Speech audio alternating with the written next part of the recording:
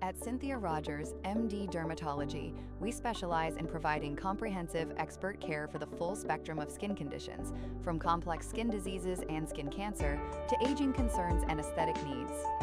With decades of combined experience in medical, surgical, and aesthetic dermatology, our team brings both deep clinical knowledge and a patient-first approach to every visit. Our practice focuses on developing personalized treatment plans tailored to each individual's skin, health, and life stage. We're located in Port St. Lucie, Florida, in the PSL Professional Center. Learn more or schedule a visit at floridaskindoctor.com.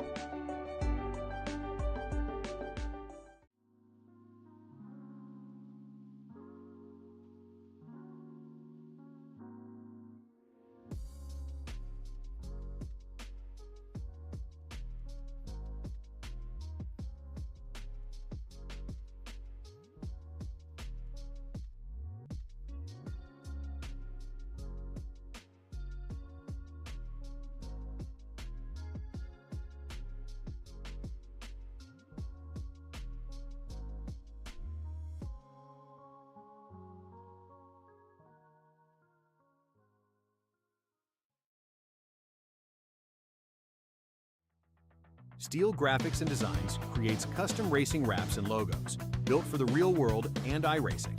From bold liveries to clean, professional branding, every design is made to perform on and off the track. Ready to upgrade your look? Contact Steel Graphics and Designs for custom wraps. Visit Steel Graphics and Designs on Facebook to learn more.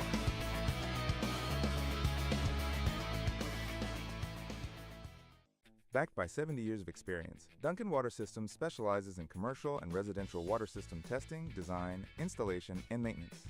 Our mission at Duncan Water Systems is to provide high-quality water solutions to every customer. We pride ourselves on being responsive, honest, and customer-oriented. Our priority is safer water for you and your family. Contact us via call, text, email, or visit us at duncanwatersystems.com.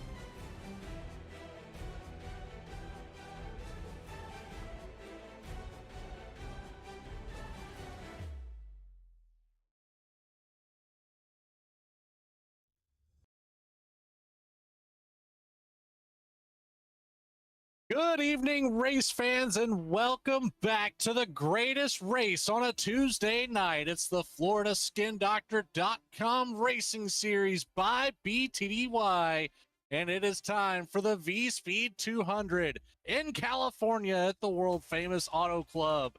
I'm your host, Logan Threlkeld, and alongside me, of course, as always, Adam Baker as our co-host, and, of course, production with cameras provided by Dougie Beard. A great race on the board today. It's been 19 weeks coming into tonight's race. Only 2 more to go before we crown this season's champion.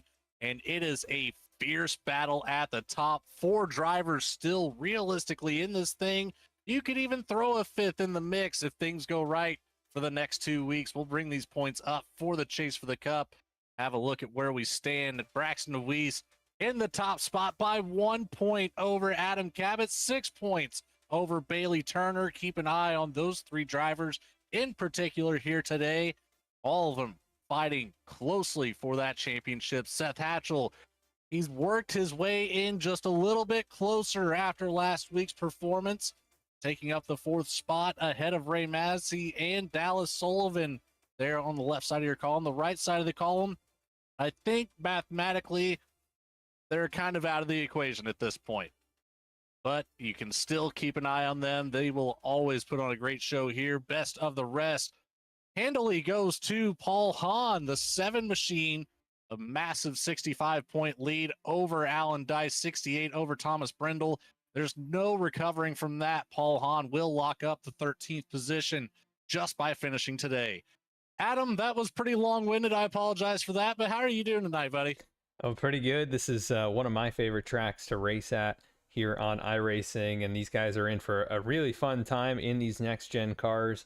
Going to be a slick track. It's an old surface. It doesn't exist anymore, but when it was out there and existing, it is a very rough and bumpy surface. You'll see the cars kind of bouncing down the back straightaway. And this is going to be a really good one here at this 2-mile oval. 116-degree track temp today, so that is going to make things very interesting. Already not a ton of grip, and with all the surface imperfections on this track, going to make it hot and slick as well. So I'm excited, Logan. Looking forward to another great BTDY race.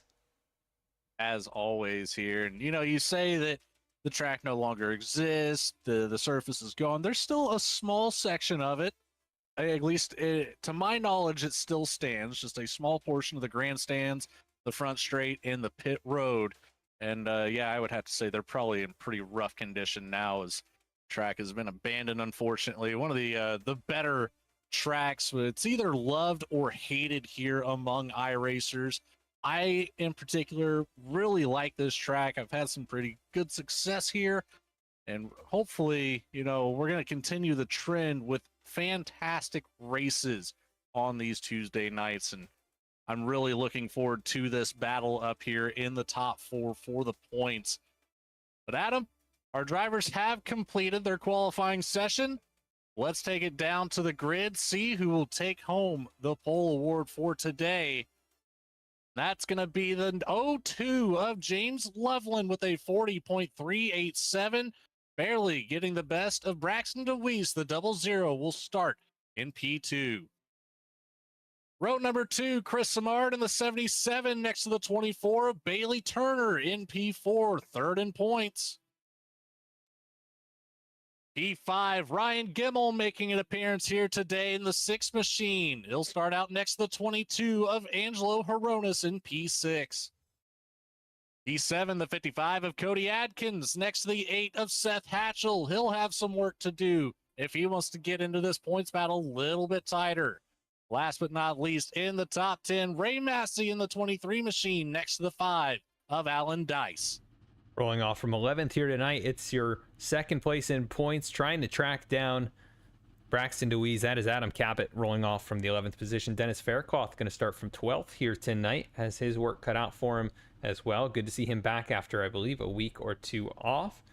Rolling off from 13th here this evening is going to be Paul Hahn, the best of the rest, in the 13th starting position. Dallas Sullivan going to start from 14th here tonight. I believe still mathematically eligible to go up there and fight for a championship. Jake Miller going to roll off from 15th here tonight. Zach Smith going to start from the 16th position.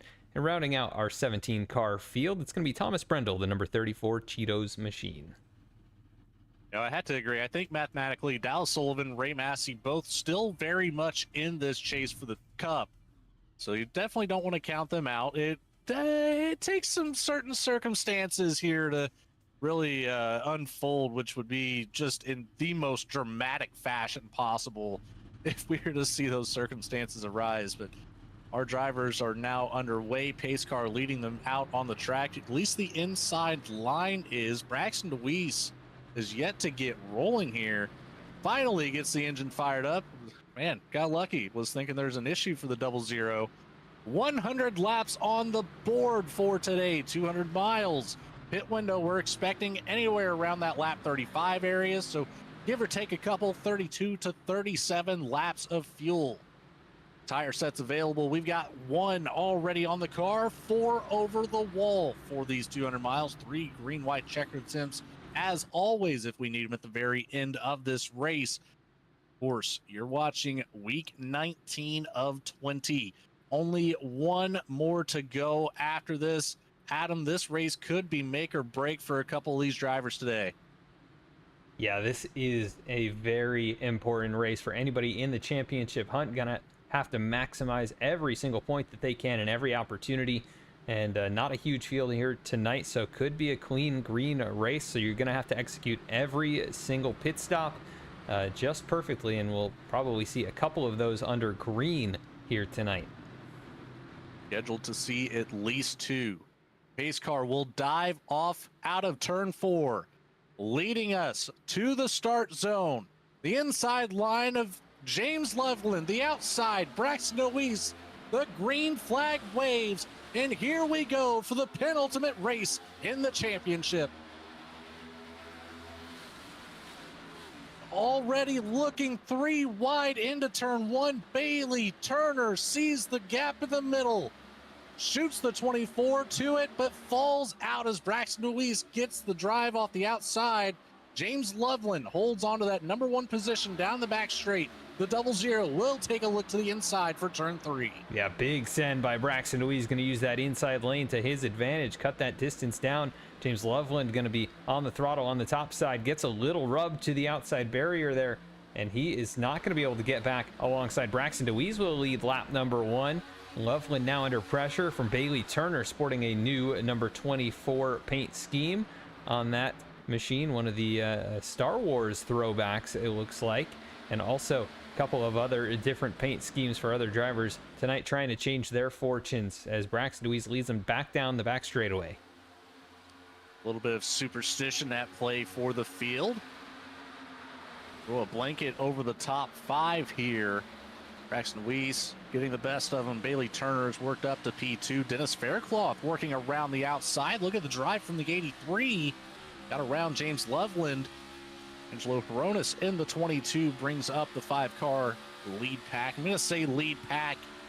The second group has already caught back up. There's only a few car lengths between them. Seth Hatchell way down to the bottom. The 77 of Samard almost up to the wall. Cabot behind him. The 6 of Gimmel behind the 8 machine. Battle for the race lead. Here comes Dennis Faircloth, going to look to the inside down into turn number 3. Good run into the corner. Should be just enough to clear the 00. He'll slide up in front, trying to hang on to that car as he gets a little bit of a drift going on the exit, and he is going to be on the outside lane. Braxton now tucks back underneath. Not going to be able to muster up the momentum, though, down there as the 24 comes along, gives a push to Faircloth back into turn number 1. Behind that, the 17, Cabot shot the middle 3 wide between Samard and Hatchell, made it stick, and he's worked right up behind Angelo Peronis now. Luis got side by side with Faircloth momentarily, fell back, didn't get the drive off the turn 2 exit that he needed. Bailey Turner actually almost got clear into 3.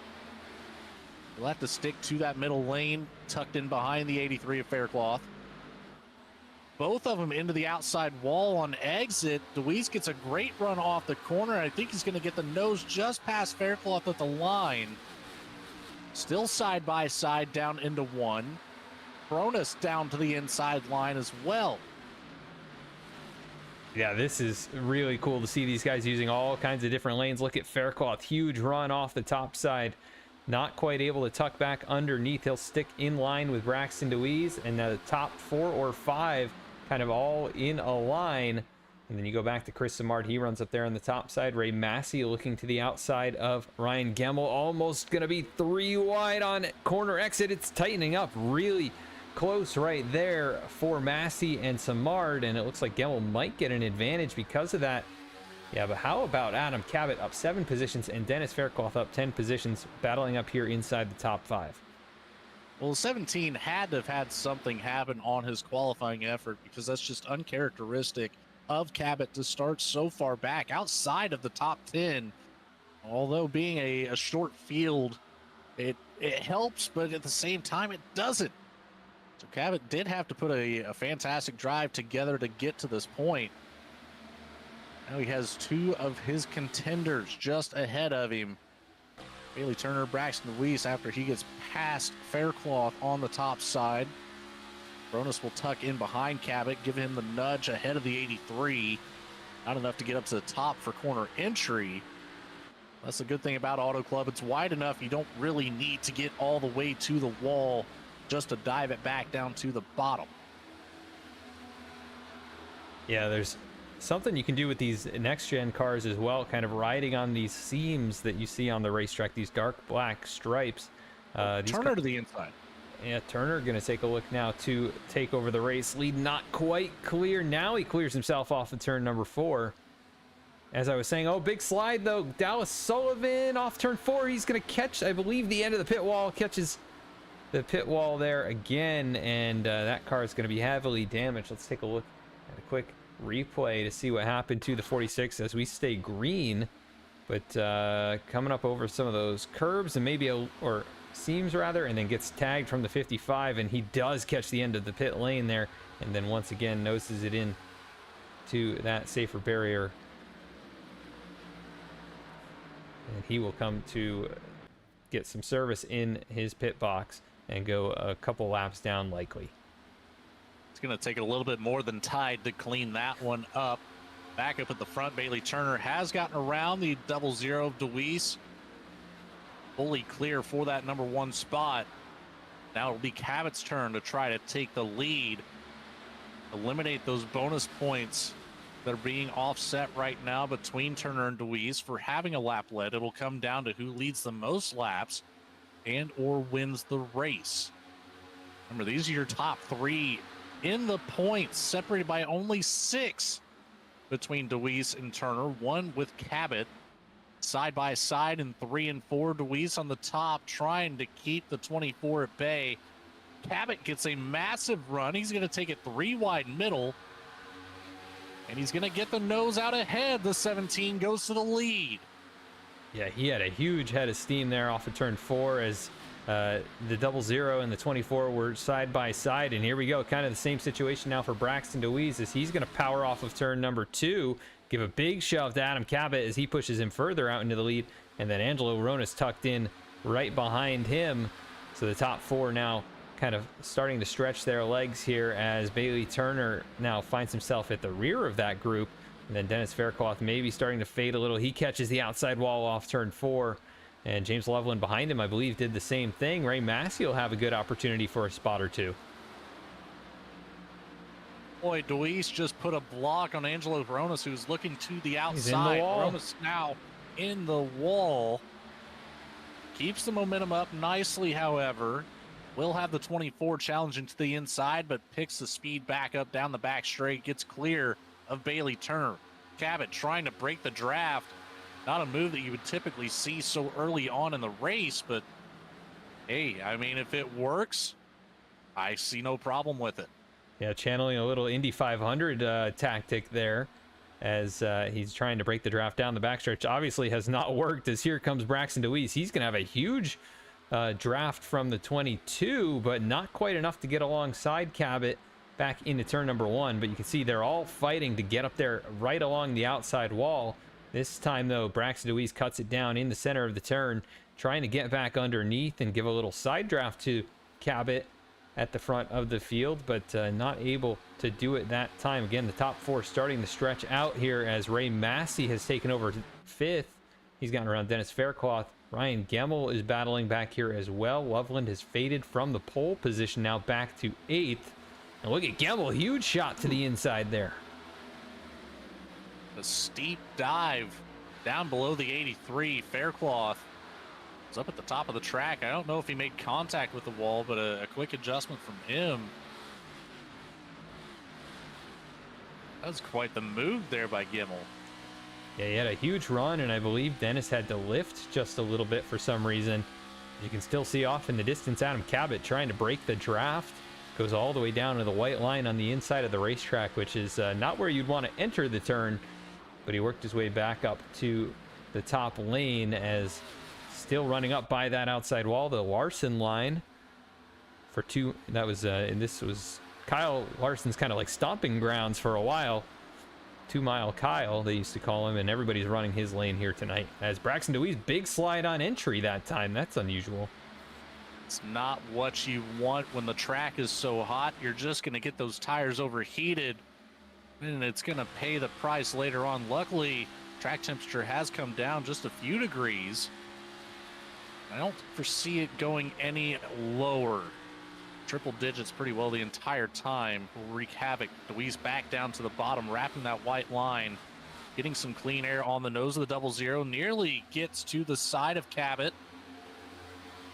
Again, that drive off the top of the corner is just so much more than what you can produce from the bottom. I don't care how you try to attack it, you're gonna come off the top with at least 2 to 3 more miles an hour.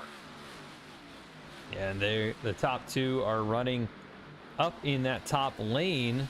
And Bailey Turner's gotten back around Angelo Ronas now for the third position. Everybody's snaking down the back straightaway here. Further back, Dennis Faircloth continues to fade. He's just about falling outside the top 10. He's under fire from Seth Hatchell, who's going to look to the inside of the 83 as well as the 77. Seth has won at this track in this league in the past, so expect him to maybe be good on the long run here. Has lost a couple of spots since the start of the race, but often one of our fastest on the long run and very good at this racetrack specifically. Is at the front. Braxton DeWeese has gotten a really nice run into turn one, dives to the inside, and a little bit of a crossover coming back here for Adam Cabot. You saw that dirty air disturb the 17 there. Oh, contact! DeWeese and Cabot going at it at the front of the field. Almost cost both of them. Cabot gets back ahead with a hard charge to the inside of turn 3. DeWeese, a great run through the middle of the corner, comes back up the track. He's going to keep the door to him. This is aggressive behavior here early on in this race, but they're fighting for every single lap lead that they can get. They know how important these bonus points are going to be. DeWeese back down to the bottom. He's going to drive it all the way up to the top. Cabot's going to have a big run off of 2, but Bailey Turner to the inside won't allow him to do anything with it. DeWeese down to the bottom, trying to pull the 24 back side by side. Turner down to the bottom, DeWeese to the middle lane. Oh, nearly man. Contact between the two. This is some good racing now. Everybody is just throwing everything they have at Braxton DeWeese and Adam Cabot, and nobody has been able to get past those two, really. Angelo Ronas now settling into that third position. He's gotten back around Bailey Turner, who tried to make a move to the inside, and everybody is closing back up now. Here comes Ray Massey. Ryan Gemmel now up to the top side, and he's trying to get into the top 5. And James Loveland seems like he's starting to recover just a bit. Had faded all the way back to about 8th, and now up to 7th, so he's gained one of those spots back. Still battling for the race lead. Braxton DeWeese all the way down to that white line, and Adam Cabot trying to keep it wound up on the top. Angelo Ronas staying right in this battle as well, switching positions with Bailey Turner every couple of laps here. I don't know if there's communication there, trying to help Turner save some fuel possibly. There could always be some of that team play in effect. Gemmel's in the wall. The other teammate, the 6 up high. Trying to stay out of that battle just to his inside. Loveland and Samard going after it. Seems to have subsided. It looked like Samard got loose off turn 2 there, nearly lost it, but able to hang on to it, get back in line there. Going to cost him a position or 2. So it's Gemmel and Loveland battling. Nearly 3 wide now behind them for a moment, at least Samard, who's really struggling with the rear grip. It looks like Alan Dice is closed up into that 9th position, and Seth Hatchell still rounding out the top 10. Still everybody on the lead lap other than Dallas Sullivan, who got caught up early there with his spin, and Jake Miller, who's taking it 2 laps down now and back on the racetrack.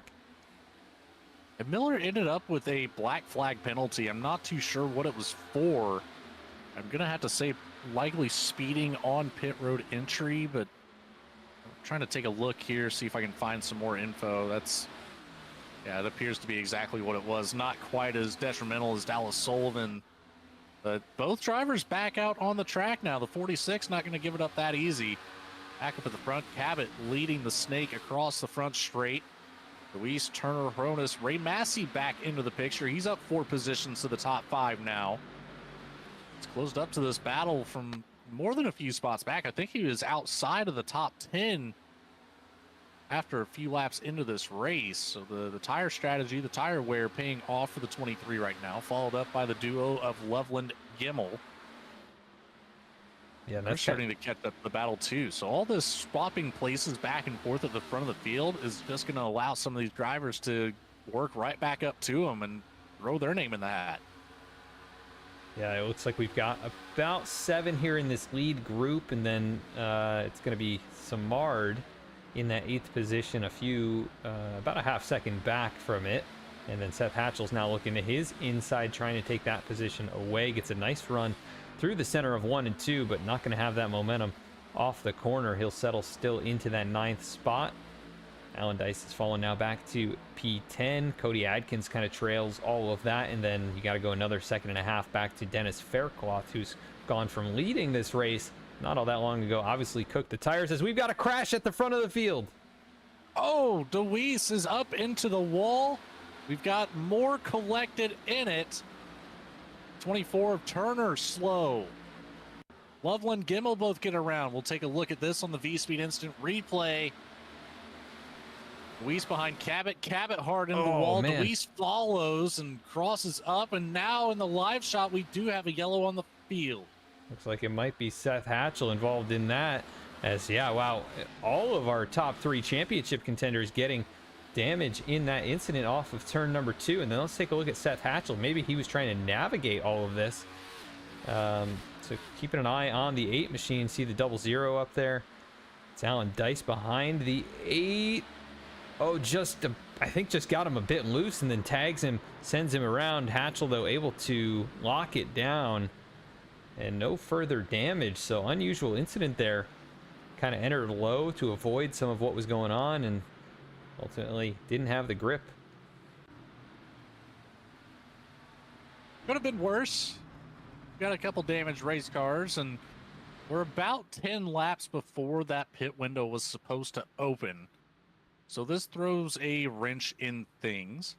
See, what kind of strategy these drivers will have to adapt to from this point on, because this really changes things if this race continues to go green like it had been. There's heavy damage now that I'm seeing the shot on the 24's nose. Right dead center. Ooh. Yeah. It's not what you want to see on a championship contender. Yeah, that is pretty heavy damage there on Bailey Turner's car for sure. Gonna have to see if he can get that cleaned up here and hope for maybe a couple more yellows, but not the kind of damage you want to have at a 2-mile racetrack like Auto Club. No, not at all. The draft is going to be heavily affected, and not quite being a super speedway, it still has its similarities in super speedway racing. As just about the entire field will come down. I believe it'll just be our lap down cars remaining. Yes, that's just Dallas Sullivan, Jake Miller out there following the pace car. They'll get 1 lap back here.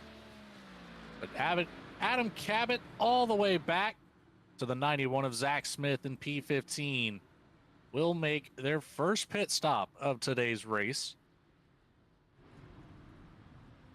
Yeah, Braxton DeWee's going to have to get some damage repaired here as well. We'll see if Cabot sticks around in his pit box for a little bit longer too, because he caught the outside wall pretty hard, but looks like he'll get rolling. Kind of a normal pit stop there, and he'll win the battle off of pit road.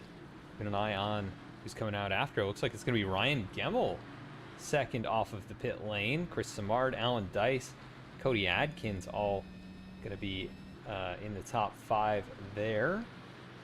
Hatchell, who went around, he'll be scored in 7th for the moment. Not sure if he'll get the EOL for bringing out the yellow flag, or who's claiming that one. But yeah, Cabot going to stay at the front of this field. So that's a big bump there for the 17. A lot of breathing room. He's got many spots between himself and the competition for this championship. Braxton DeWeese, Bailey Turner, both still on pit road, so they're going to get the maximum amount of damage repaired as they possibly can. Well, there goes Turner, so he must be happy with what he's got. Oh, the pace car is coming through the tri-oval, so that's why he's rolling. The 00 of DeWeese has just a few seconds remaining. He better get going soon. It looks like they did a pretty good job cleaning up the nose of that 24. It's not perfect, but it's definitely significantly better. And then Braxton DeWeese, yeah, he's worked his way off pit road. James Loveland as well. Dallas Sullivan, who was your lucky dog, got a little bit more damage cleaned up on his car. He'll go back to just one lap down. Jake Miller looks like he's taking the wave around, so there'll be a battle for a lucky dog potentially if things stay green. But this does put us right at the edge of the pit window. If they pit one more time, they could, or rather, I think it's, yeah, no, never mind. I take that back. I was going to say if they pit one more time, but it's going to be really, really tough, even on 2 more stops. It's going to be very, very tough, as the 8 does end up taking claim to that caution. He will receive the EOL penalty. Move Seth Hatchell back to the end of the line. Gimmel, Cabot, Smard, Dice, Massey, Adkins, Brindle, Smith, Faircloth, and Hahn making up your top 10 for this restart as we work through turns 3 and 4. The pace car lights are off. We will get this back underway here momentarily. Adam Cabot in a great spot, up 10 positions from where he started. 7 lead changes to this point. Saw our first caution. We'll see if these drivers can make it the only caution. Green flag in the air.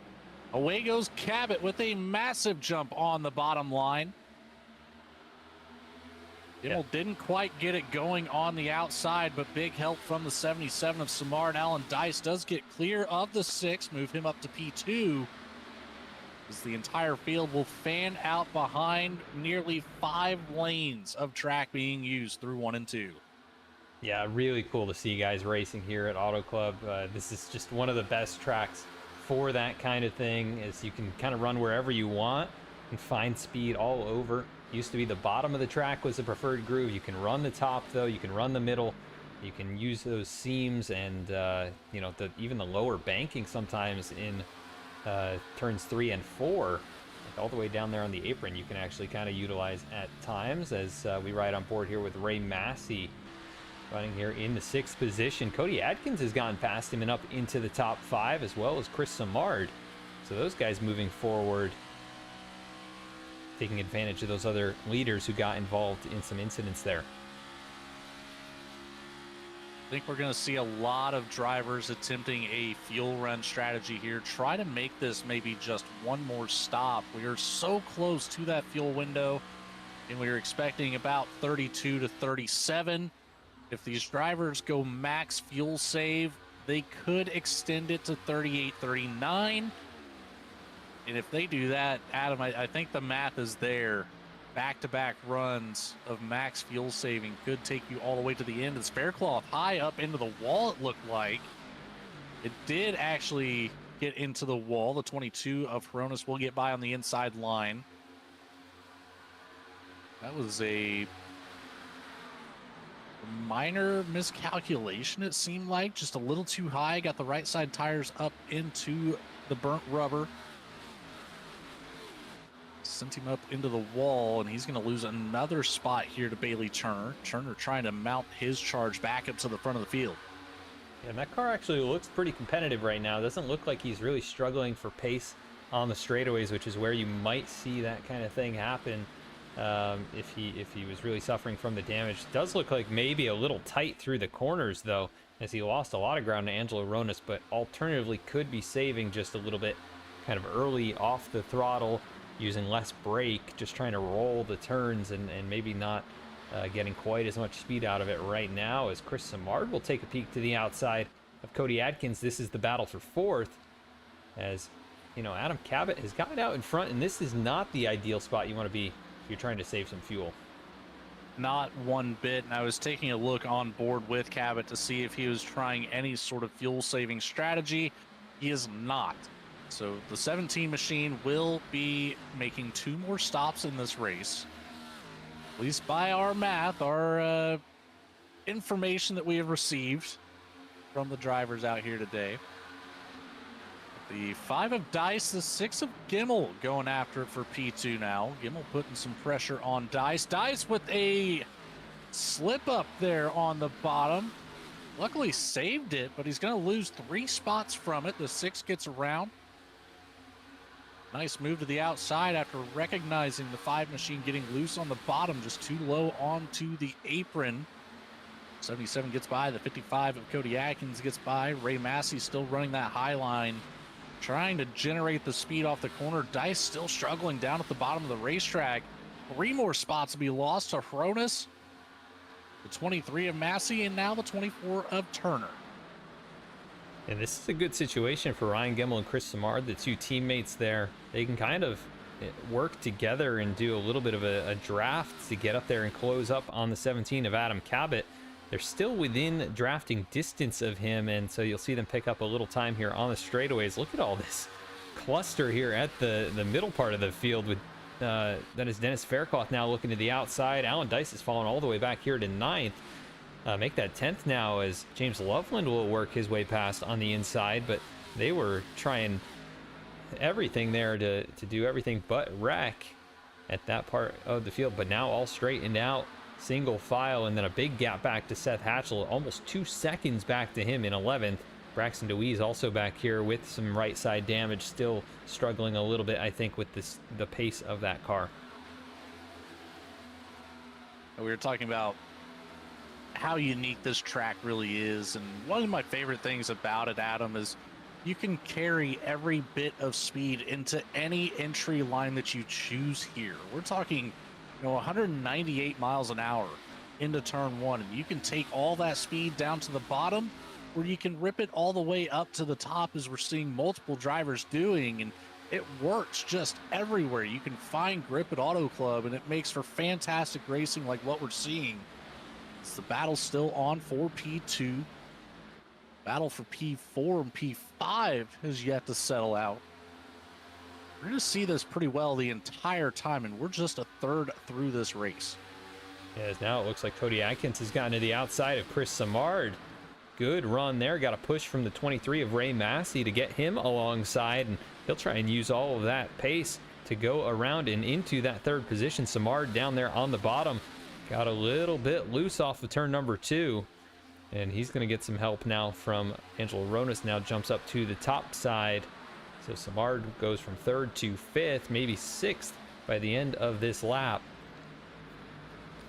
As Cody Atkins now trying to close up. He gets a big slide off of turn 4 as well. So this is about the point in the run, 10 laps in, you'll start to see the tires start to fade a little bit if you've been abusing them in different ways, running, aggressive down into the corner or really driving it off hard. See those handling effects start to play out as we see Angelo Ronas look to the inside of Ray Massey now.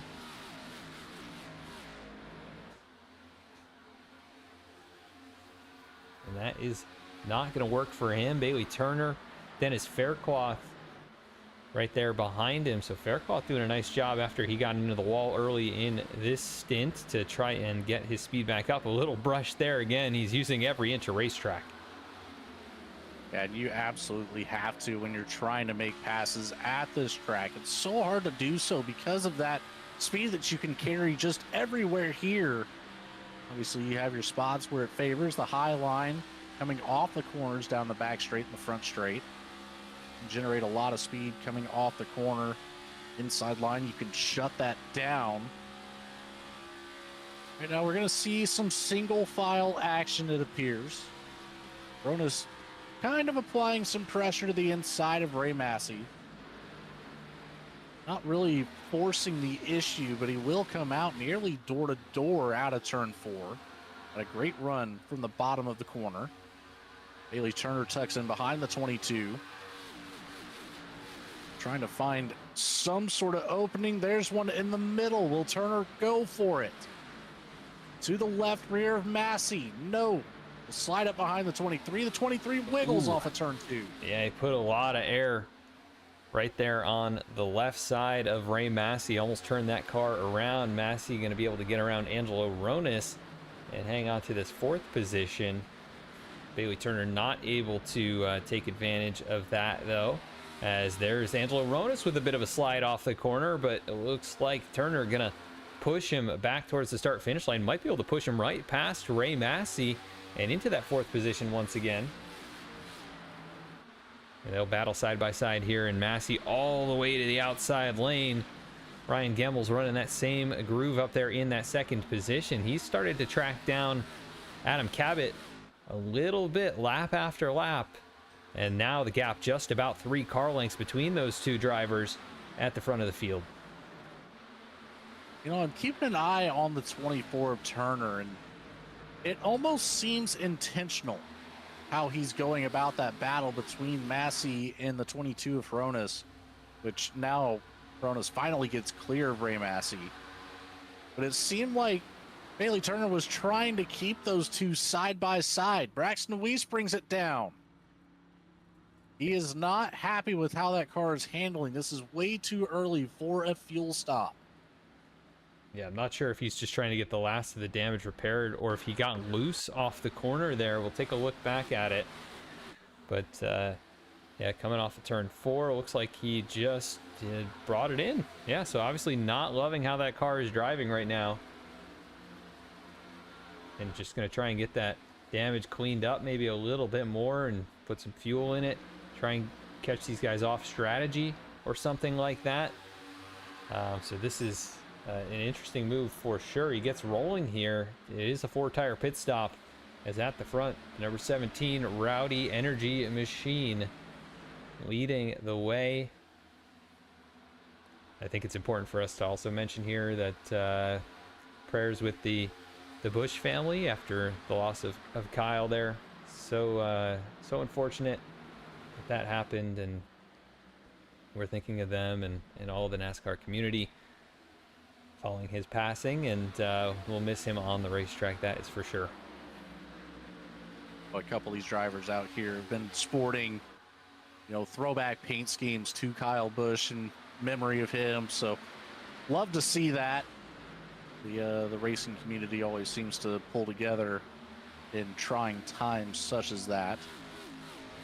Cody Adkins has gotten away from that battle for 4th place, nearly catching up to Gimmel and Cabot. Gimmel is closing that gap up to the 17 here. I don't know if Cabot's starting to lay off a little bit, wants to extend the fuel run just an extra lap or so, or if the tires are starting to fall off since he's been pushed up here to the front. Now, there's no reason for him to back down. Gimmel might just be finding the speed that he needs to challenge for this race lead. Yeah, we've seen at times throughout the season that when you're the race leader in these Gen 7 cars, the handling can be quite a bit different than it is in traffic, sometimes to your own detriment.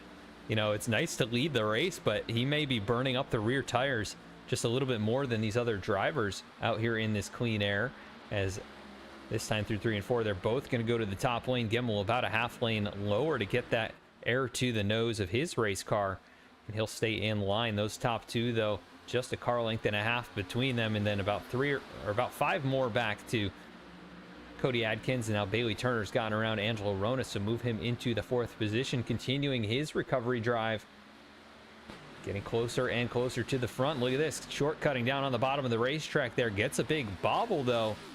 Might get some help here from Angelo Ronas as they work down the backstretch.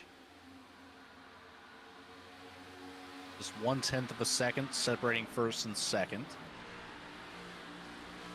About 2/10 with Adkins. Oh, goodness. Adkins and Turner side by side at the bottom of the track. They were door to door, nearly made contact with one another. Turner sent it way down to the bottom. The 55 left the door open. It did not work out for Bailey Turner as he does fall back. Ray Massey starting to close back into the 24 machine. Adkins got some separation. Looking to pick up the draft off of Gimmel's machine. Gimmel going to look to the inside here in turn 3. Trying something different here. He's run the top pretty much every lap just in the wake of the 17. This time brings it up off the banking there and able to get alongside. Not quite able to keep the nose out in front as the 17 has all that momentum, but just trying something different, trying to catch Cabot off guard, maybe make a mistake there. And now they'll swap lanes. Gimmel goes to the top, Cabot to the middle, Adkins to the bottom, trying to find clean air wherever they can.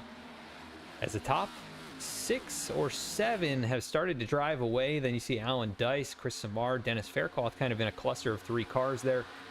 Seth Hatchell's a distance behind. He started to close that up. He was almost 2 seconds behind the top 10 at one point. Now that's about 1.3 seconds. But he may be trying to save some fuel while he can back here, kind of mid-pack. We had a call out there in the YouTube chat to keep an eye on Seth Hatchell for the fuel save strategy. I like that call, and he's definitely one that would attempt it. He's in a position right now. He's more than just a few points behind, 18 points behind Braxton Weiss right now. So you got to flip the script on something. Obviously, DeWeese in a very bad position right now, being scored as 1 lap down. However, he would be the current recipient of the Lucky Dog. He will likely continue to be, as he does have fresh tires, over Dallas Sullivan and Jake Miller, who he would be contending for that spot with. But Adam Cabot, of course, just that 1 point behind DeWeese in the standings. So, yeah, I like the call to see Hatchell attempt a fuel save. I want somebody to try it, you know. It's just one of those things that it's fun to watch play out. Yeah, I love to see how different strategies kind of end up at the end of the race. If you can save a little fuel now and maybe make a 2-stop strategy work out perfectly, shorter time in the box maybe as well, you know, that can be very impressive to see how that works out, as Cody Adkins and Bailey Turner once again going at it here for that 3rd position. You know, earlier Bailey got the run to the inside. Cody chased him all the way down there and did not work out for the 24. He's now mounting a charge once again. And now he'll switch it up to the outside. Cody not going to be able to fight that. He'll fade back to 4th.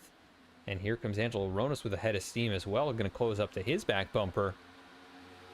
As that is your top 5. Then Ray Massey, James Loveland, who is your pole sitter. Let's not forget. Back here in the 7th spot, has not led a lap, even though he started at the front of the field, but might just be trying to save his stuff a little bit here and keep himself in contention, not push the car too hard.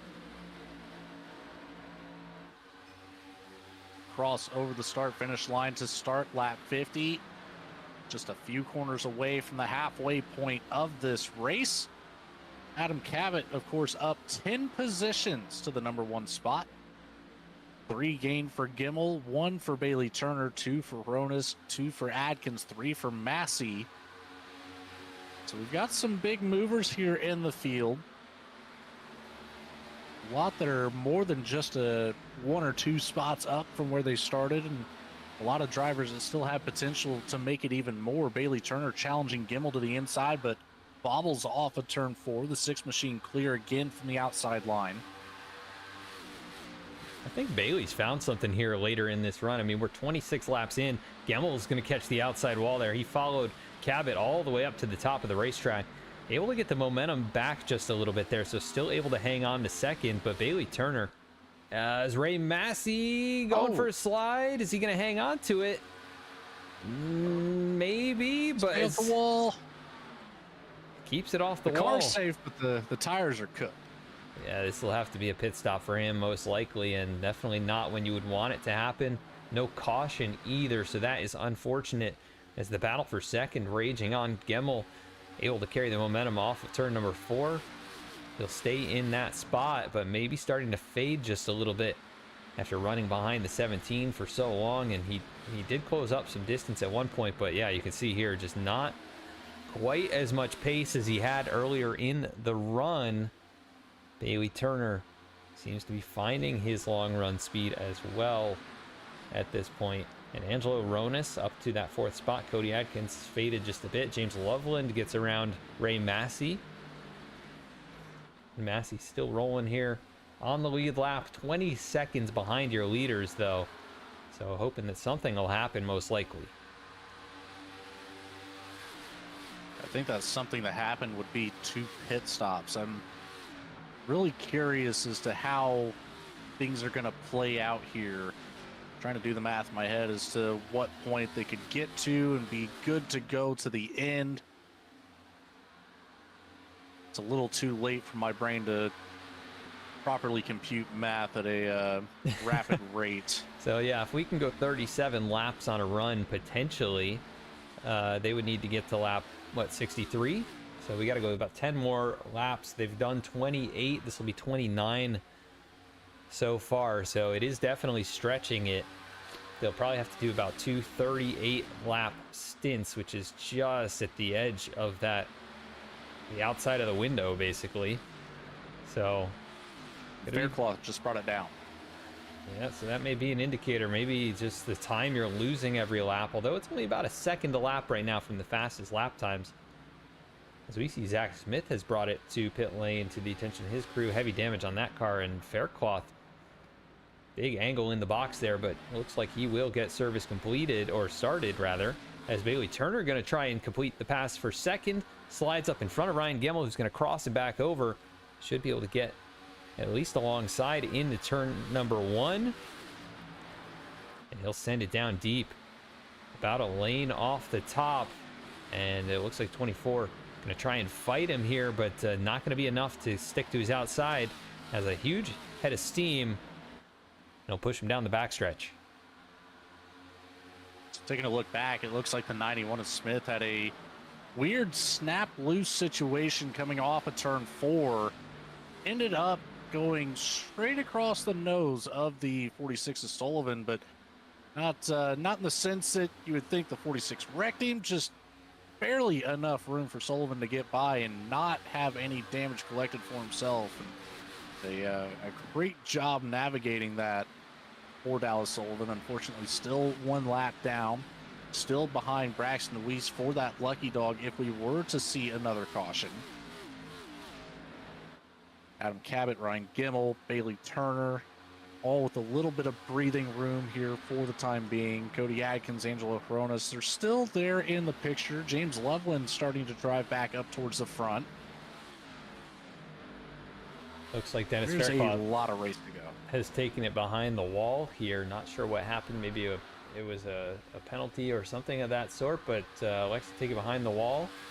Now 4 laps down, so his race, competitive race that is over. We'll see if he joins back in, but right now off the racetrack as Bailey Turner sends it low on Ryan Gemmel, not able to complete the pass that time. Cody Atkins is really finding some pace here now. He was fastest car on the racetrack last time.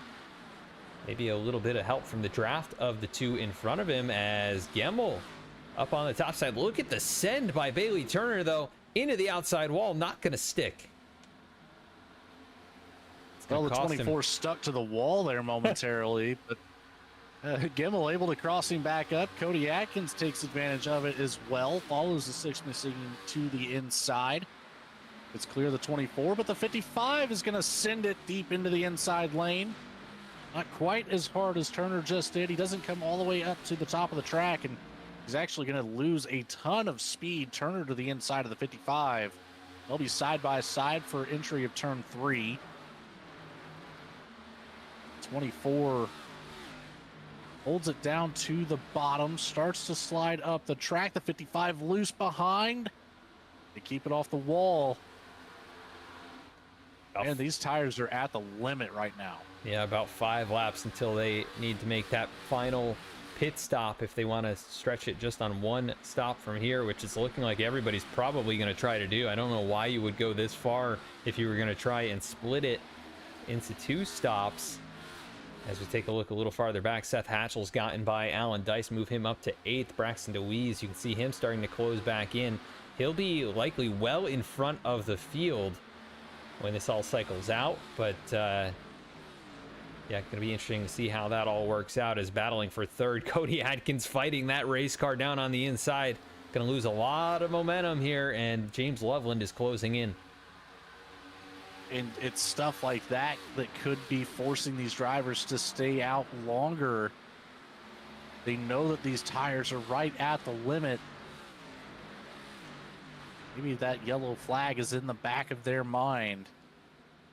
Turner, Adkins still battling it out for that 3rd place spot. 55 slides in behind the 24. Cabot and Gemmel still running that top line. Turner in the middle. Adkins One down closest to the bottom. Still wasn't quite putting those left sides on that white line. And Loveland behind him was just about a lane up from the 55. Now he's going to go to the outside of Turner.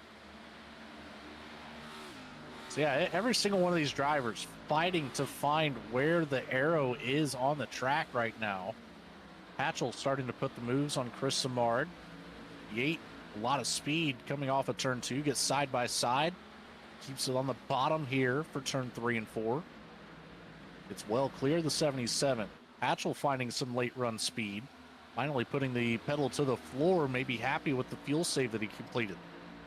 Yeah, he was significantly faster than the leaders the previous time around. This time just about a tenth quicker than Adam Cabot, but still faster than basically everyone else in front of him. So yeah, the 8 machine definitely finding some pace here. He's got Angelo Ronas just about 3/4 of a second up the road there in the 6th position, as we still see Cody Adkins and Bailey Turner battling it out. This has been a fun one to watch throughout this race. You know, Cody's having a really strong night here. Started in 7th, running in 4th right now, as he's got a big slide down on the bottom. Maybe a hint of commentator curse right there. We are wheeling that 55 machine. Let's get a onboard look with him next time he takes it down into turn 3, because out of turn 4 is where he seems to have his issues. Turn 3 or turn 1 and 2, we'll get on top of the car. Angelo Corona is calling for his pit stop. Up inside the car now, down the back straight. The 24 car calling out for his pit. So Cody Atkins will open up that door, allow Bailey Turner to get ahead of him to take it down to the bottom of the track. Slow that machine down and take it into pit road. No issues that time for Cody Adkins. No dirty air at play for him either. And so here comes Bailey Turner, Angelo Ronas, Alan Dice. All 3 of those drivers bring it in. And Dallas Sullivan just brought it in a moment ago as well. So they're going to be the first takers onto pit road. Everybody else is going to have to go a little bit less distance on this last run. Looks like Adam Cabot maybe trying to break a little draft there all the way at the end of the straightaway. Maybe he's hinting at coming down here this time. Your race leader struggling down there on the bottom of the racetrack, trying to get it slowed up, I believe, and he is going to bring it in. And here comes Ryan Gemmel, going to try and probably make up some time on pit entry, and they both pushed it really far. Cody Atkins, Seth Hatchell are going to stay on the racetrack. Just about a second between those two. As there comes Bailey Turner rolling back onto the racetrack. He'll lose a lap to those guys. Looks like also Thomas Brendel bringing it down pit road. Paul Hahn got service completed. Or rather, he has stayed out, has not gotten service completed, but he did top up just a 5-second pit stop at the end of the last caution, so maybe he can go an extra lap compared to some of these guys. As here comes Cody Adkins, going to bring it in, and Seth Hatchell's going to come with him. Bailey Turner going to unlap himself, as well as a few others here. Braxton DeWeese actually not going to cycle out in front of Bailey. That's a bit surprising. It's a bit tough for the 002. I see him still on the lead lap. He still has a pit stop to complete. 25 laps so far for the 00. Everybody else finishing up their pit stop. Paul Hahn has made it down pit road. Adam Cabot would be your net leader if he can cycle past these other drivers, which it looks like he should be able to do with ease, as here comes Cody Atkins and Seth Hatchell just off of pit road. Cabot's going to go right around. Gemmel's there behind him, and then Bailey Turner not too far back either. So these guys getting up to speed on the apron. Actually a really good pit cycle, though, I would say. You know, they came in a lap or two later. Oh, that's a close call there for Cody Atkins getting off of the exit of pit road. Not sure if he got a commitment line violation there. We'll have to see. But Adam Cabot going to take over the race lead once again. I believe Hatchell cycled up a position as well. I believe he came in 7th. He comes out in 6th. Yeah, Loveland behind him, not the best exchange there on pit road. A longer cycle for him, about a second and a half longer than Seth Hatchell, with actually a faster pit stop. So just did not get into the box maybe all that well, or out of the box all that well. So that's the position gain there for Hatchell and a few others. Cabot with this lead about 0.6 of a second, and we should be able to go to the end on this fuel. We'll see if that lap or two tire advantage for a couple of these drivers is going to pay dividends. 2/3 of this race have been completed. Leaves us with a third in a race to go until we find out who will be the BTDY Season 6 Championship winner. Adam Cabot, the best seat in the house right now. I know I've said it a couple times already, but if you're new to the show here in the last couple of minutes, Cabot down 1 point. Right now, he would be up 7+1 because he'll have the most laps led in this race. So make it, +7 on the board over DeWeese after this one. Bailey Turner in a great spot to make up some ground on the 0-0. Still 5 points behind, so Turner, of course, wants to finish ahead of Adam Cabot. Cabot has already led over half of this race, so it's going to be a tough task to manage for the driver of the 24. It's really going to come down to trying to find somebody to maybe work with him here. Cody Adkins coming up from behind, maybe the 6 of Gimmel just ahead of him. Either way, Cabot has been the class of the field so far. Yeah, definitely another strong performance from the Magic Man, who's already got 6 wins this season. Looking to add another one to his tally, and that would be about a third of all the races run here in 2026 that he will have gone to victory lane. And he's been on the podium a number of other times. Really had a fantastic regular season. Things started to fall apart into the chase, as seemingly recovered and rebounded with that victory last week. And yeah, really good performance here tonight at Auto Club. We're going to step aside for a few moments for a quick commercial break, and we will be right back. At Cynthia Rogers, MD Dermatology, we specialize in providing comprehensive expert care for the full spectrum of skin conditions, from complex skin diseases and skin cancer to aging concerns and aesthetic needs. With decades of combined experience in medical, surgical, and aesthetic dermatology, our team brings both deep clinical knowledge and a patient-first approach to every visit. Our practice focuses on developing personalized treatment plans tailored to each individual's skin, health, and life stage. We're located in Port St. Lucie, Florida, in the PSL Professional Center. Learn more or schedule a visit at floridaskindoctor.com.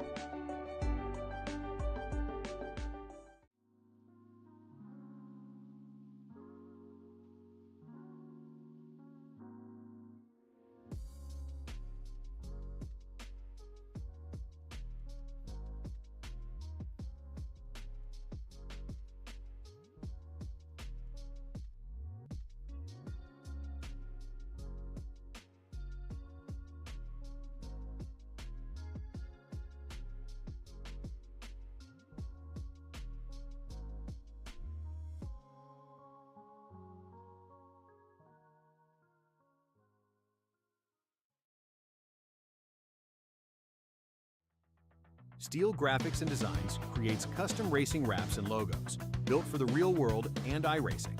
From bold liveries to clean, professional branding, every design is made to perform on and off the track. Ready to upgrade your look? Contact Steel Graphics and Designs for custom wraps. Visit Steel Graphics and Designs on Facebook to learn more.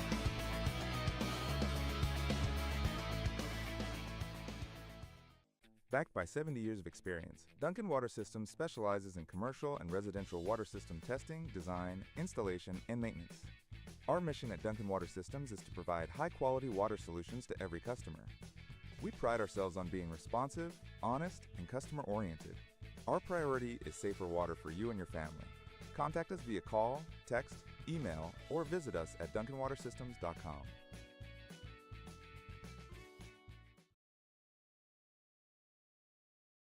We are back for the VSPEED 200 at Auto Club, closing in on the 3/4 mark of this race. We've had a lot of participation out here in the YouTube chat. Let's see a little bit more. 25 laps to go. Who do you have taking home the race win? Adam Cabot has been up here for well over majority of this race, leading the race.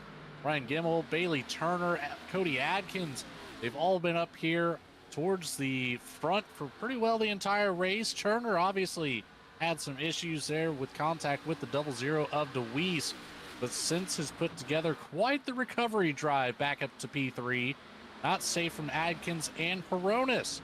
Don't look too far behind that battle for the top 5. It's the 8 of Seth Hatchell, who is slowly but surely closing the gap. Sits at 2.1 seconds right now for P6.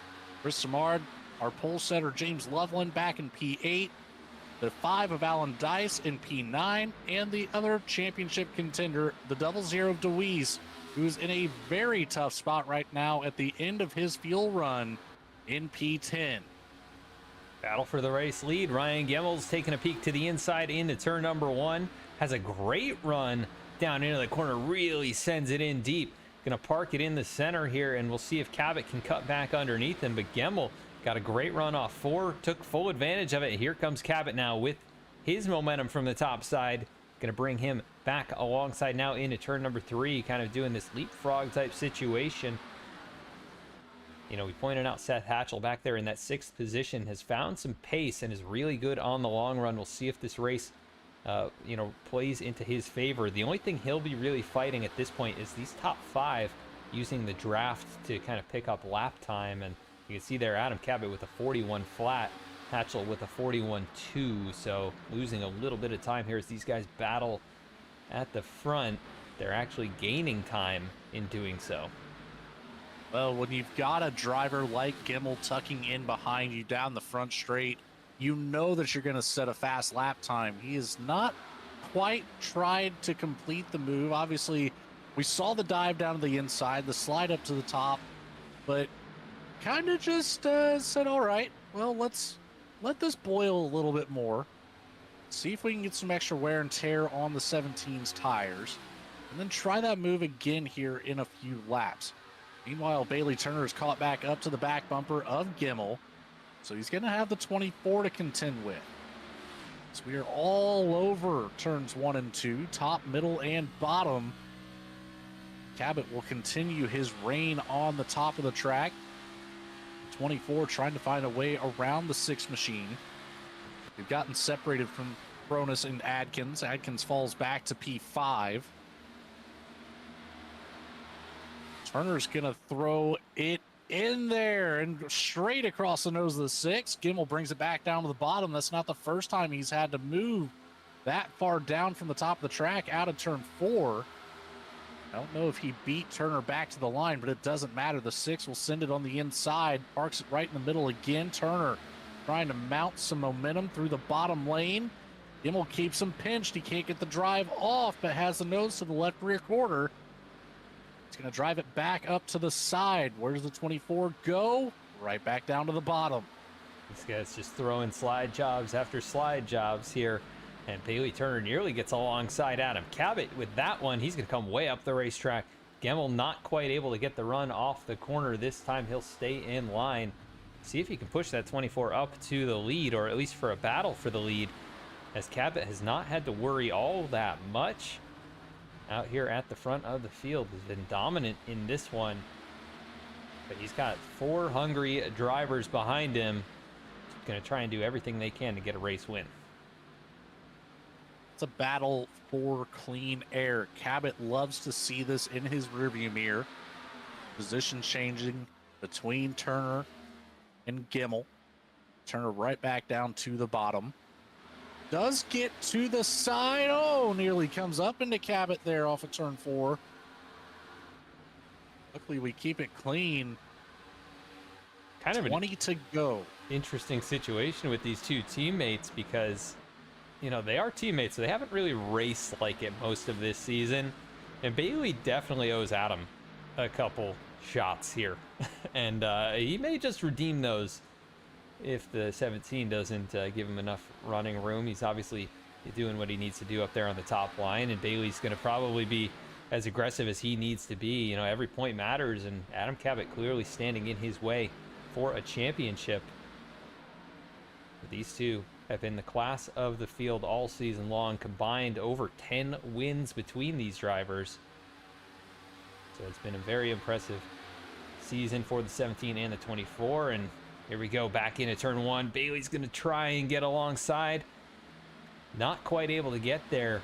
We can carry a lot of momentum, and he'll have the benefit of the draft down the backstretch. You know, teammates are not, when it comes to 2 races left in the championship hunt, all bets are off. I know plenty of drivers that would wreck their own grandmother for a championship win. So to wreck your own teammate, I don't think is too far-fetched. Bailey Turner trying to challenge through the bottom, but again, Cabot just dominating that top line, gets all the momentum that he needs to stay ahead. But this battle is allowing these drivers to creep in from behind. Angelo Hronis has gotten around Gimmel. Cody Adkins starting to close that gap as well as he takes a look to the inside. Can he get the drive off of the 55 to get around the 6? Not quite enough that time. Turner was right up underneath that rear spoiler of the 17. The challenging is only going to get more tough to defend. After you spend a couple laps here, you know, devising your move to get around the driver ahead of you, you're taking that opportunity to learn every single defensive play that they can make.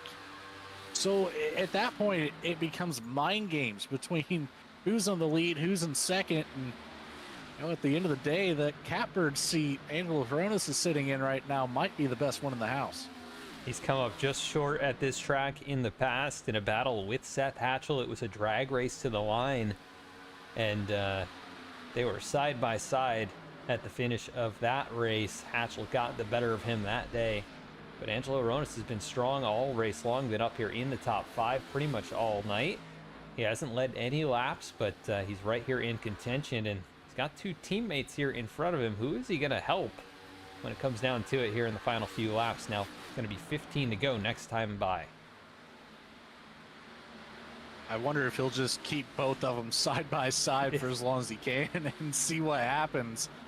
You know, let them sort it out. Talking about 5 points separating these 2 drivers. Of course, Cabot again with the bonus point for the most laps led.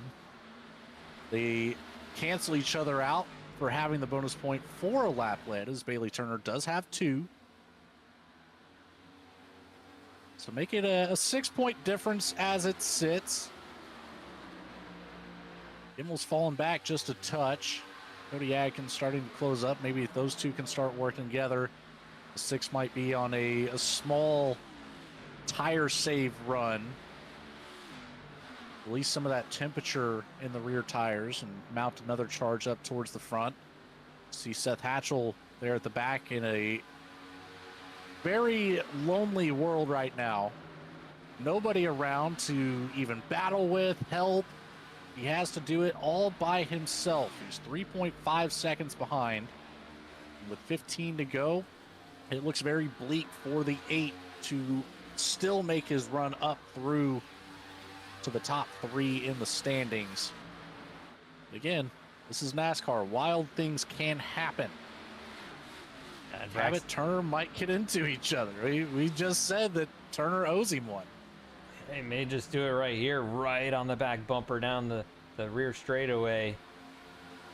Not quite able to get alongside. He's trying everything, all these different lines, trying to pack air underneath him right now. Not quite able to make that 17 slip up, though, as he gets really close. And Cody Adkins slams the outside wall, and he's going to bring it to pit lane straight away. Looks like suspension damage possibly on that car. That'll be a position now for the 8 machine. I was going to mention that Braxton DeWeese had brought it in for his final stop 7 laps ago. Runs in 13th, so it'll be a big hit to him in the standings, and he'll need to basically win next week, as at the front of the field, it's now just 4 cars under a blanket. And here comes Bailey Turner. Big run off turn 2. Gets to the door of the 17 into turn number 3. Sends it deep down low. Angelo Ronas going to follow him down on that side of the racetrack. 24, though, up the hill. Here comes Cabot with the momentum. Going to have a huge head of steam across the start-finish line. It's the 24 of Bailey Turner for the moment. They're going to rub doors, though, back into turn number 1. Cabot gets ahead, diving down to the bottom. Will likely move right up to the top, continue that run, but Turner's going to turn down the hill, pick up the momentum for the 24 machine, brings it right back to the left rear quarter. Driving it back to the door now. Side by side again into turn 3. Turner on the inside. Tries to keep Cabot up top, but Cabot keeps him in the middle.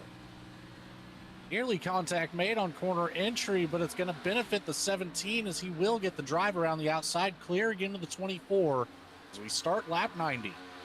Yeah, Bailey trying to do a little side draft there. Kind of in the last moment, you can see a little shimmy to the right to try and get to his quarter panel, just not quite close enough. But that was a really tight battle into the corner the last time around, and this time giving each other plenty of room. Coming to 10 laps to go. Angelo Ronas kind of waiting in the wings here, as well as Ryan Gemmel, who's lost a few more car lengths, but still up here in contention if anything happens amongst the top 2. Now Turner has seen the move that will work. He has 10 laps to set it up again. Crossing the start-finish line. Leave us with 10 to go. Just 20 more miles until we have one race to decide a champion. And right now, looking like it's going to come down to these two drivers. Turner, another good run through the bottom. 17 picks up the momentum down the back straight. Turner doesn't fall that far behind this time. Keeps it within 0.2 of a second. Through 3 and 4. Back down to the bottom. Got the nose to the door. Slow off of the corner. He'll lose some ground this time coming across the front straight. Yeah, I think he's going to have to find somewhere else to run that bottom lane. He's gaining a lot of ground in the middle. And this time goes to the middle of the racetrack, actually a little lower than the middle, but Cabot goes to the middle. They're just kind of playing mind games, like you said, trying to pick a lane that the other one's not expecting. That time they kind of both went to the middle. It's almost like a rock, paper, scissors, right? And you're almost overthinking it, and then they do the same exact thing. As this time Bailey back to the inside, gets a huge run into the corner. This may just get him to the quarter panel, not quite. Coming back to 8 laps to go now. The gap's still about 2.5 car lengths. Gemmel's gotten around Angelo Ronas for 3rd, so maybe Gemmel's got some speed here in the last few laps. He's closing up to these two, and if they're going to keep throwing haymakers at each other, that 6 machine might just nudge his way back into the top 2. A lot of separation between the 3 this time down the back straight. And if I'm Turner here, I'm sticking with the high line. There it is. Cabot brings it down to that kind of modified low middle line. Turner all the way up to the top. We've got a lot of overcast this time. This will be interesting. Pull the track down just a touch. These drivers can send it in a little bit harder with that cloud coverage. Yeah, that's interesting that it's there in turns 3 and 4 as a little rub on the outside wall for Bailey Turner. That may be just enough breathing room now for Adam Cabot to try and scoot away. The gap's still about a half second. Gemmel's now right on the back bumper of the 24. That's going to help him just a little bit with a little draft. So, you know, Bailey can maybe get some momentum by getting in line with Gemmel, and those two could fight for the win. As off of turn 4 again, they're both going to rub the top wall there. Just pushing really hard to try and get all the momentum they can. Adam Cabot starting to pull away just a little bit more. Cabot still pushing 198 miles an hour into turn 1. Turner way up high again. I think made more contact with the wall as Gemmel gets a good drive. He'll come out right behind the 24. Tucks up behind Bailey Turner. Pushed him into the turn there. Turner keeps it on the top. Gemmel to the middle. 6 is going to get a run through the middle of the corner. Comes out door to door with Turner. Yeah, this is not going to help them. 5 laps to go side by side for second place. Gemmel gonna, he's got the speed. I think he's a little bit faster than both of these guys right now, but Bailey gonna stick it up on the outside there, gonna try and keep the position. And it looks like he's gonna do just that. Gets the momentum. Gemmel not gonna be able to fight it all that well. Down on the inside still, sticks alongside. The gap continues to grow up to Adam Cabot just a bit. But maybe that lap of extra wear on the tires for Bailey Turner starting to play a role in all those moves he tried to make. Just not quite enough. 4 laps to go in this one. Right now, it looks like the 6 of Gemmel can't quite get the weight shifted to the right rear as he works through 1 and 2. He enters high on the door of the 24. Pushes slightly up the track, has a let out. Yeah, they're just dragging each other back at this point. It's going to be really tough for either of them, I think, to catch up unless they can get organized. Gemmel's going to send it deep and try and complete the slide job. He'll pull up in front of Bailey Turner, but he's going to catch the outside wall. Keeps it on the wall. The 24 gets back through. Now safe with 3 to go. A little bit of breathing room. Yeah, and Adam Cabot's starting to catch up to some lap traffic, it looked like. Yeah, Dallas Sullivan up there 1 lap down has been nursing that damage after his contact with the pit wall barrier there. And just has not been able to get back onto the lead lap in this one. Just salvaging what he can in that 13th position. Likely will pull out of the way of the leaders if they get much closer to him. But yeah, Bailey Turner starting to close in just a little bit. But the gap is still about 7 or 8 car lengths with 2 laps to go. That is a tall order there to try and get up to that 17. Yeah, again, Adam Cabot has just been the class of the field the entire night tonight. 84 laps led to this point. Will likely end up with 86 on the day. So he's closing in up to the 46 of Sullivan. Keeping it on the bottom, keeping it separated, but picking up a little bit of draft is only going to help the 17 machine. Turner, Gemmel is still yet to figure it out for P2. As we cross the line, this time by. White flag is in the air, 1 to go for the penultimate race. Adam Cabot in a great spot to take over the points lead. Will do so in a fashion of pure domination. Behind him, Gemmel will have one last chance to get around Bailey Turner. Gets up to the back bumper, takes a look to the inside, separated by 2 lines. The 6 is clear. Will he slide up in time? Oh, he does, but a big wiggle. Just enough of a mistake to let Bailey Turner by. Adam Cabot for the win at Auto Club. Yeah, great battle there for second. Cabot just kind of got away from these guys as they were battling so hard there. Gets a little bit of a bump there, congratulatory bump from his teammate Bailey Turner. Great run for Ryan Gemmel there to come home P3. Angelo Rona, solid run in 4th. Seth Hatchell able to salvage the top 5 out of this one where it looked like, at certain points in this race, he might not even get a top 10. James Loveland, Chris Simard, Alan Dice, Ray Massey, and Thomas Brendel working his way back here for a top 10 finish, I believe. What a drive by him. Up 7 positions to get a top 10. Nothing wrong with a top 10 day. As Adam Cabot will recover from his teammate-induced spin in the celebration. Now will intentionally spin here on the front stretch with some burning rubber and smoke in the air. Now we're going to take it down to the grass. Straight to victory lane. Victory lane. Well, Adam Cabot gets out and celebrates with his team.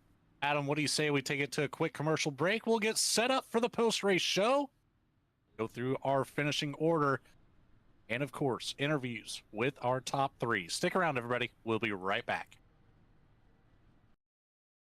At Cynthia Rogers, MD Dermatology, we specialize in providing comprehensive expert care for the full spectrum of skin conditions, from complex skin diseases and skin cancer to aging concerns and aesthetic needs.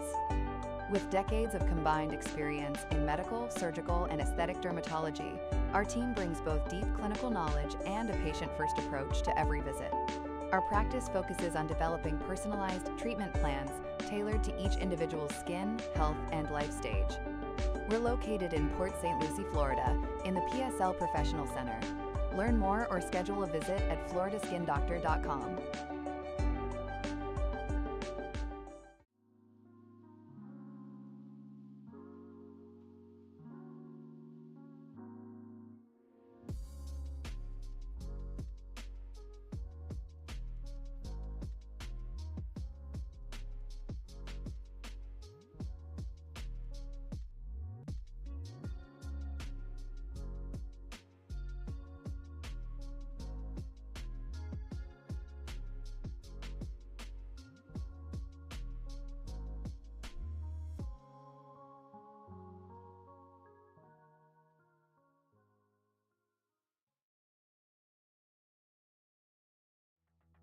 Steel Graphics and Designs creates custom racing wraps and logos built for the real world and iRacing. From bold liveries to clean, professional branding, every design is made to perform on and off the track. Ready to upgrade your look? Contact Steel Graphics and Designs for custom wraps. Visit Steel Graphics and Designs on Facebook to learn more.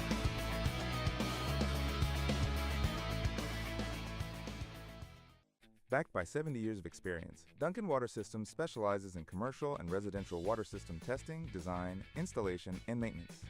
Our mission at Duncan Water Systems is to provide high-quality water solutions to every customer. We pride ourselves on being responsive, honest, and customer-oriented. Our priority is safer water for you and your family. Contact us via call, text, email, or visit us at duncanwatersystems.com.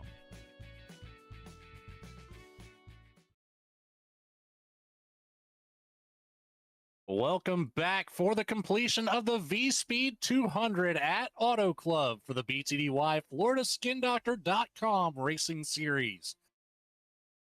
Taking a look at our race results, we saw it live, but let's run through it again and find out where your favorite driver finished today's event. Number one, of course, is the 17 of Adam Cabot with a dominating performance, 86 laps led. P2 was settled out with contact with the wall. It's Bailey Turner getting the best of Ryan Gimmel for P3. We'll have a word with those three in just a minute. The 22 of Angelo Horonis falls into P4 with Seth Hatchell, the 8 machine, taking up the top 5. Our pole setter for today, James Loveland in the 02, falls back to a P6 finish. Chris Samard in the 77 takes home 7. Call it 777s. Go get a lottery ticket. The 5 of Alan Dice will take home P8 with the 23 of Ray Massey in P9. The 34 of Thomas Brendel. 7 positions gained for a top 10 finish.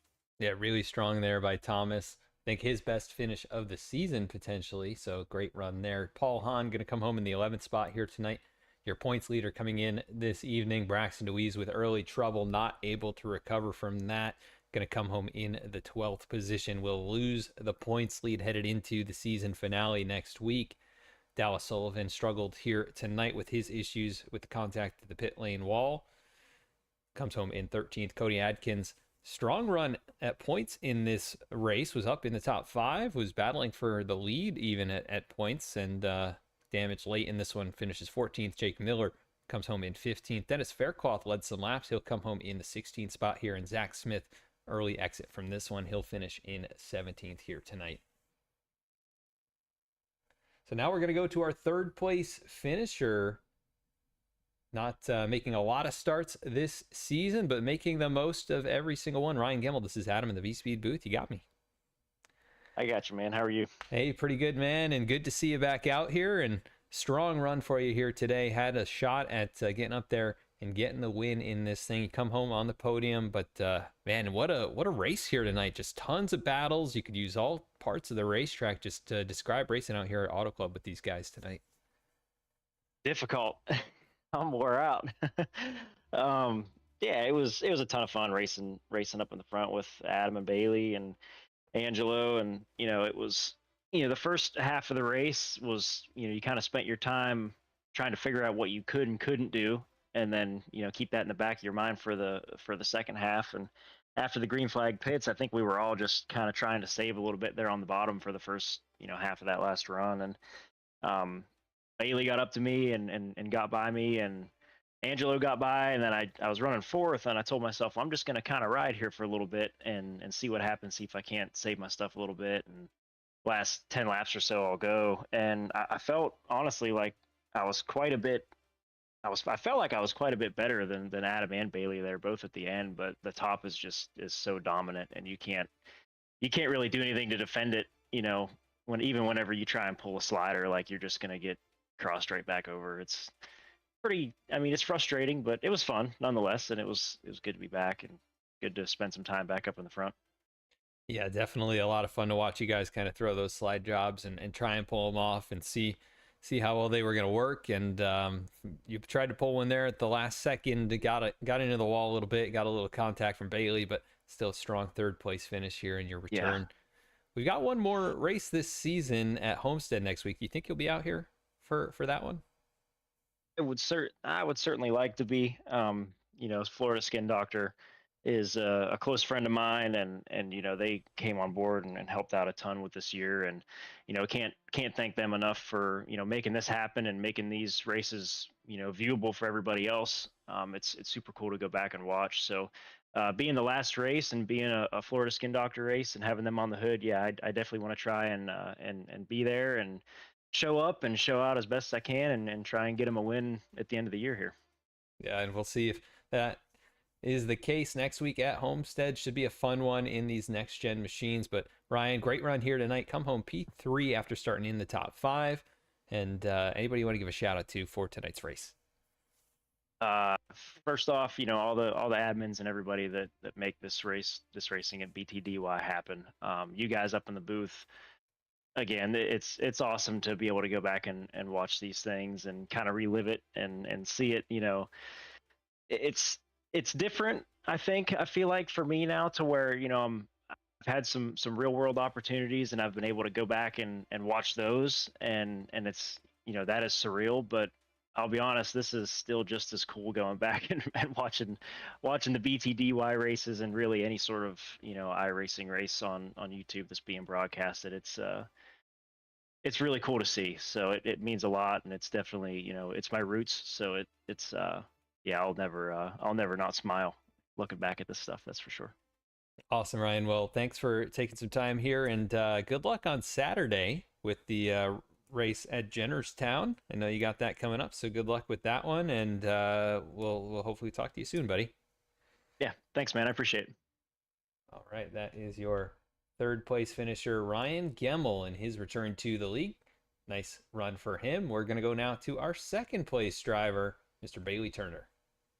Yeah, I've got Bailey Turner down here. P2 finisher, 3 laps led, but the battle that you put on with the drivers up here at the front of the field, Bailey, a fantastic race coming from you. It's, again, one of those things we're kind of used to seeing from the BTDY crew and, of course, yourself. Tell me a little bit about what was going through your head, throughout the first quarter of the race, battling up here at the front.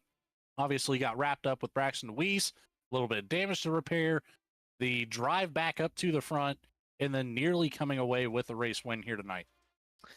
Yeah, I mean, kind of a up and down race, like you were saying. Felt really good about the pace. It was just, as you can see, as the leader, it was really hard to get away, and just learning throughout the race on where to position yourself and put the car. And I think honestly, the run through the field, like as much as I was mad that I had to do it, definitely helped me learn a bit about where the track was going and where to position my car and things like that to give myself a chance against Adam, who, with clean air is hard to pass. Just like I know he'd probably say the same thing about me.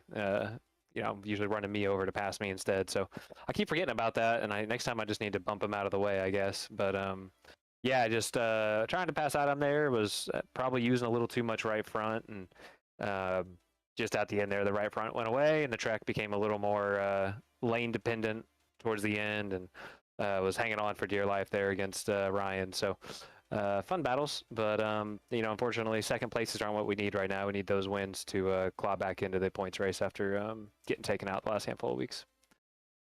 Well, you might have temporarily forgotten those instances, but I promise you, Adam and myself have not. We were almost expecting, some sort of nudge to the 17 to move him out of the way. But, then we look back at it. We know you two are teammates. Obviously, the intent isn't to go out here and ruin each other's race, even though it is for a championship. Now, you guys are only separated by a couple of points. Now, obviously, when you get this close to the end, all bets are kind of off. You expect a gentlemanly race from you two, but what's the thought process here going into the championship deciding race next week at Homestead?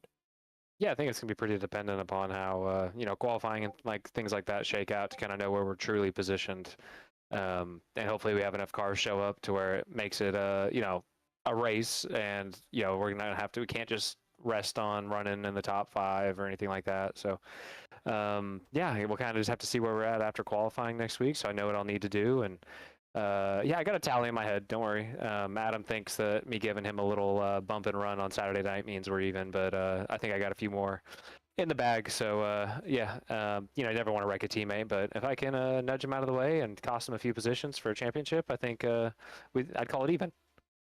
So well, I did make a a comment about some drivers I know that would be willing to wreck their own grandma for a championship. So teammates aren't off the table by any means. So again, another fantastic run for you tonight. P2 finish keeps you right in the hunt, but looking for that top step next week, trying to take home that championship. Bailey Turner, is there anybody that you'd like to say thanks to or shout out? Yeah, obviously shout out to all the guys over there at Sad Boys. Adam is a groomsman at my wedding, so he needs to figure out that he has to let me pass him if he wants to stay in the wedding. So besides that, obviously you guys up in the broadcast booth, can't wait to go back and watch this one. I'm sure the battles all over the place are pretty crazy and fun to watch. So appreciate you guys, the league sponsors, and obviously the admins for putting up with us every week. Well, appreciate your time, Bailey. We'll catch up with you next week at Homestead. Good luck. Appreciate it. That leaves us with just one to go. Adam versus Adam. Mr. Baker, I think you've caught up with Mr. Cabot in Victory Lane. Yes, sir. We're here standing in Victory Lane at Auto Club, and Adam Cabot, your 7th win of the season coming here tonight. You dominated this one with over 85 laps led, and it was not an easy one, though, in the closing laps there. You had some guys right on your back bumper, had to defend. What was it like out there tonight and grabbing this win? Yeah, it definitely wasn't an easy one, even though the stats look pretty good, I guess. But I'm just happy to. I mean, we still got one race to go here, knock on wood. But I'm happy to hopefully be closing the season off like I started the season, because everything was going great up until the chase started, and then it seemed like everything was just going wrong every week. But first off, I hate what happened to Brax at the beginning. I mean, he brought the heat. He was here to fight, that's for sure. And I wasn't really sure exactly what to make of that, but it was working. It was pushing me into making some mistakes, and I feel bad that I got in the wall. And I know he, I pretty much took out like every fast car except for Ryan, with just getting tight, getting the wall, and everyone kind of piled up behind me. But I'm not sure. I think he got his damage fixed, so I'm not sure exactly where his race went wrong. But obviously, when it comes to the championship and the points, looking pretty good for next week. But qualifying, I missed it bad. I looked down expecting to see P1. I was like, that was a really good lap, and it said P7, and I'm like, what? And I saw it was like 3 or 4 tenths off the fast car. So I think I just guessed the wrong line to run in qualifying. But luckily, this is a track where you can make a lot of passes, and during the race, just tried to. I mean, it was probably pretty obvious what I was doing. Just run the bottom, trying to save tire, and then the second Ryan would catch me, and I would just move up and try to take away his lane. And I felt like the middle run, I did a really good job of saving tire and being able to kind of pull away towards the end. But the last run, the track definitely went through a transition. I think the top got rubbered up, and it probably cooled off a bit too. We had a lot of cloud cover, and it got really tight, which was not good because I was purposely trying to use a lot of right front and save my save my rear tires, but then it just got so tight at the end. I think that kind of hurt me, but yeah, luckily held off a charge from Ryan, and then held off another charge from Bailey, and was able to hold him off, and we just got 1 week to go here. Yeah, just one more race in this championship. How concerned were you, though, that maybe Bailey would pull some kind of move? You know, you guys have gotten together a few times this season. Was there any thought in your mind at any point during those battles that you're like, oh, maybe he's going to run me a little harder than I would like?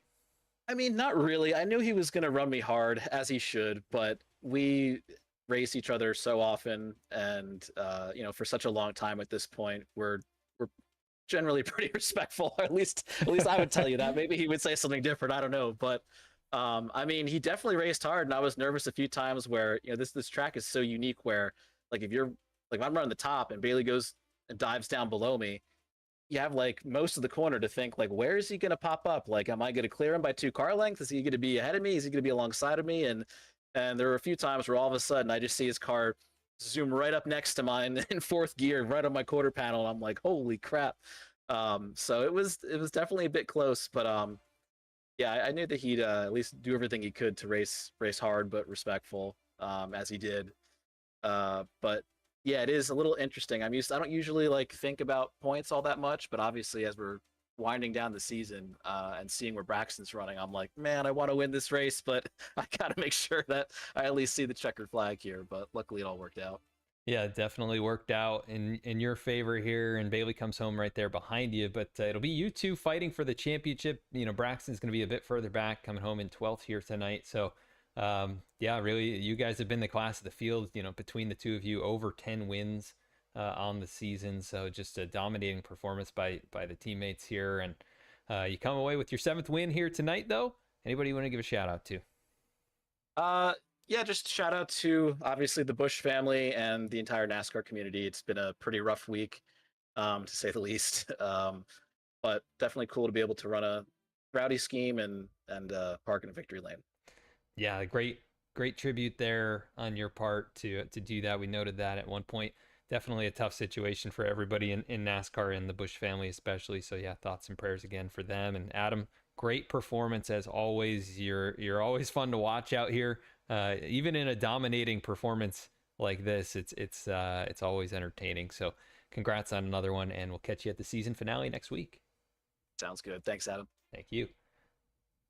And that is your race winner, 7th win of the season. The Magic Man gets it done once again. Logan, this was a great one here tonight.